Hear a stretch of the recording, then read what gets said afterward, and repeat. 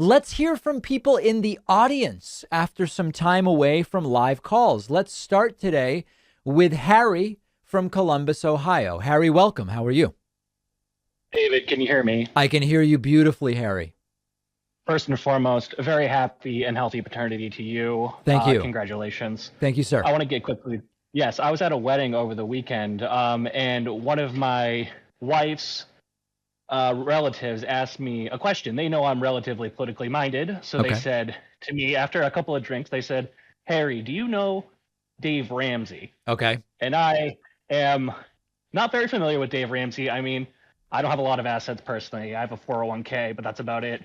And he was like, okay, so Dave Ramsey said very, very good, straightforward advice. I asked him, why do you like Dave Ramsey? He gives very straightforward advice. Okay. Like, for example, Dave Ramsey says, if you are paying off your mortgage, you shouldn't buy a BMW. And that's what he said to me. I was, a bit perplexed at first. I was like, okay, there's multiple reasons why you may or may not want to buy a BMW, and I'm sure a mortgage is one of them.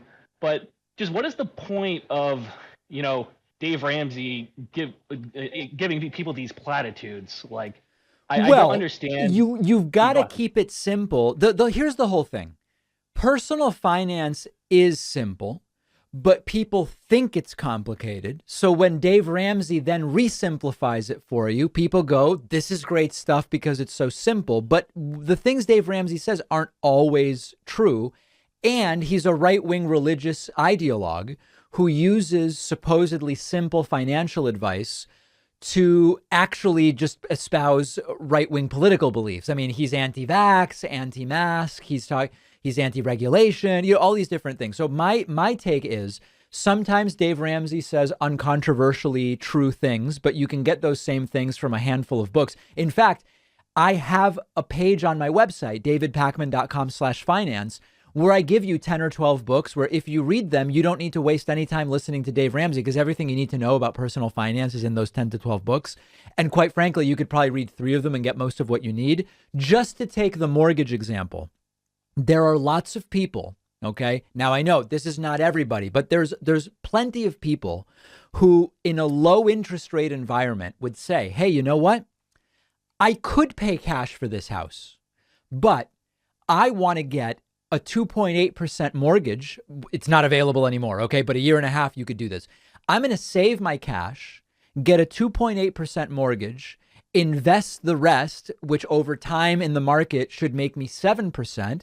And I'm going to get myself a BMW, and it could be a completely sane and rational financial decision. So I get that the ideas are meant to apply to large swaths of people, but almost nothing Dave Ramsey says really applies to everybody. So I just am not a fan. It's not for me, dog, Yeah, no, I appreciate that. I was thinking about the BMW thing specifically, and I'm thinking, what if you're 30 years old, you've just got into a mortgage, but you really wanted a BMW since you were 12 years old. What are you supposed to do? Dave Ramsey says, wait till you're 60. I mean, right. That and seems this is why a lot of the other financial writers that I follow, people like Ramit Sethi, Nick Majuli, and others, you've got to balance things and not just put everything off forever. Because to a certain degree, there's a reason that you are trying to have a strong financial position, and by the way,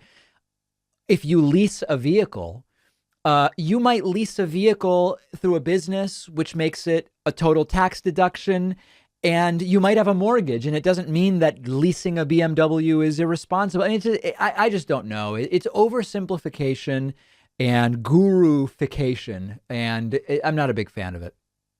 I really appreciate you pointing out the whole way that Dave Ramsey puts a right-wing spin on things that are unrelated to personal finance. I just really wanted to hear you flesh that out for me. I appreciate you taking my call. And again, happy paternity, happy fatherhood. Thank you so much, David. Thank you very much. Very much appreciate the call. Appreciate the opportunity.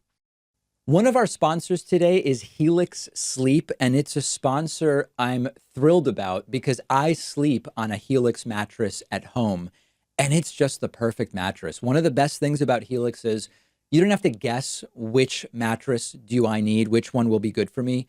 You take their famous sleep quiz on their website.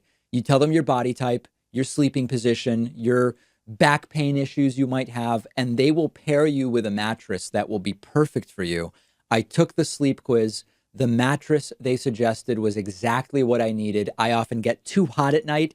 The mattress keeps me cool. It's not too soft. It's not too firm. The texture is right. And I've just been getting way better sleep. You only buy a mattress every decade or so. Don't get stuck with something that's not perfect for you. And all Helix mattresses come with a 10-year warranty, and they'll even come to your house and pick it up within 100 days if you don't love it. But I think you will. For a limited time, Helix is offering up to $350 off all mattress orders, plus 2 free pillows at helixsleep.com/Pacman. It's the biggest discount they've ever offered. The link is down below.